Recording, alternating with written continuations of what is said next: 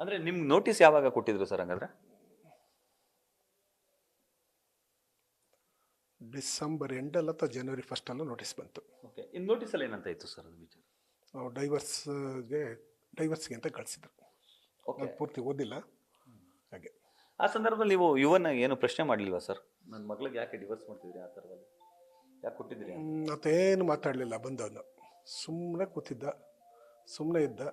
ಆಮೇಲೆ ಹೋಗ್ತೀನಿ ಅಂದ. ಆಯಿತು ಹೋಗಪ್ಪ ಅಂದೆ.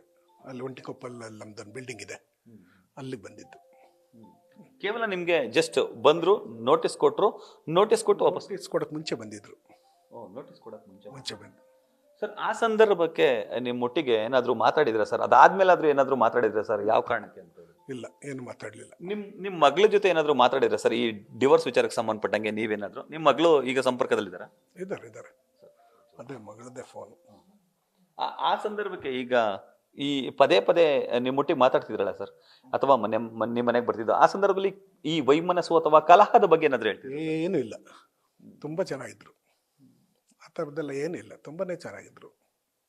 ಈ ಏಕೆ ಡಿಸ್ಪ್ಯೂಟ್ ಯಾಕೆ ಸರ್ ಹಿಂಗೆ ಬಂತು? ಅಲ್ಲ, ಈ ಥರ ಡಿಸ್ಪ್ಯೂಟ್ ಯಾಕೆ ಬಂತು? ಹೇಳ್ಬೇಡ ಅಂತ ಹಾಗೆ ಸುಮ್ಮನೆ ಮೀಡಿಯಾದಲ್ಲಿ ಜಾಸ್ತಿ ಆಗತ್ತೆ ಇದೆಲ್ಲ ಅಂತ. ಅಲ್ಲ, ನಾವೇನು ತೀರೇನು ಕೇಳಲ್ಲ, ಬಟ್ ಕಾರಣ ಏನಿರ್ಬೋದು ಅನ್ನೋ ಕುತೂಹಲ ಅಷ್ಟೇ ಸರ್, ಈ ಜನಗಳಿಗೆ. ಇಲ್ಲ ಸರ್, ಏನಿಲ್ಲಪ್ಪ, ತುಂಬಾ ಚೆನ್ನಾಗಿದ್ರು. ಇಬ್ರು ಅಲ್ಲ, ಎಲ್ಲರೂ ಚೆನ್ನಾಗಿದ್ರು. ನ್ಯೂಸ್ ಫಸ್ಟ್, ನಿರ್ಭೀತಿಯಿಂದ ನಿಮ್ಮ ಪರವಾಗಿ.